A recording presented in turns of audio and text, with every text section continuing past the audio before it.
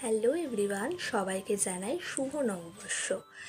তো আমরা আজকে বেরিয়েছিলাম এমন একটি ক্যাফেতে যেটা মধ্যমগ্রামে খুবই ফেমাস, যেটা হলো হ্যাংআউট ক্যাফে, যেটা আছে মধ্যমগ্রাম স্টেশন থেকে মাত্র 10 মিনিট।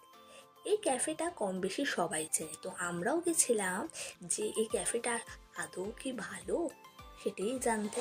তো ক্যাফেটা দেখতে কিন্তু খুবই সুন্দর এবং মেনুগুলোও কিন্তু খুবই রিজনেবল। তো আমরা এখান থেকে অর্ডার করেছিলাম একটা চিকেন পপকর্ন লার্জ, যেটার দাম পড়েছিল 150। খেতে কিন্তু খুবই ভালো ছিল, পুরো কেএফসির মতো।